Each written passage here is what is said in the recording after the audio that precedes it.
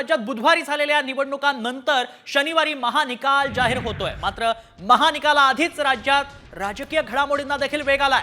तर कुणाची सत्ता येणार, कुणाला बहुमत मिळणार हे स्पष्ट नाही। त्यामुळे पुन्हा घोडेबाजार होण्याची शक्यता आहे आणि या पार्श्वभूमीवर नवनिर्वाचित आमदारांना ठेवण्यासाठी मुंबईमधले अनेक पंचतारांकित हॉटेल बुक झालेले आहेत। दुसरीकडे मोठ्या राजकीय पक्षानं एका बड्या राजकीय पक्षानं 2 हेलिकॉप्टर्स, 2 बोईंग विमानं, मोठी विमानं बुक केल्याची माहिती देखील मिळते। आमदारांना आता सुरक्षित ठिकाणी नेलं जात आहे। सुरक्षित ठिकाणी नेण्याची तयारी पूर्ण झालेली आहे।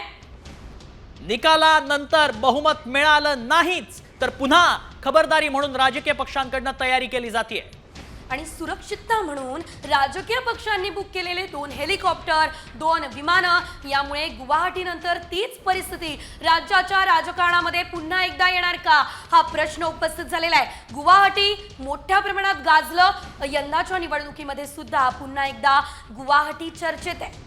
अगदी आणि पुन्हा घोडेबाजार देखील होणार असं चित्र आता पाहायला मिळतंय। त्यामुळे पुन्हा फोडाफोडीचं राजकारण राज्याच्या राजकारणात पाहायला मिळणार। गेली 5 वर्ष तेच राजकारण महाराष्ट्र पाहत आलाय। त्यानंतरची ही निवडणूक होती, त्यामुळे पुन्हा तसंच चित्र झालं तर याला ऊत येणार, घोडेबाजार होणार।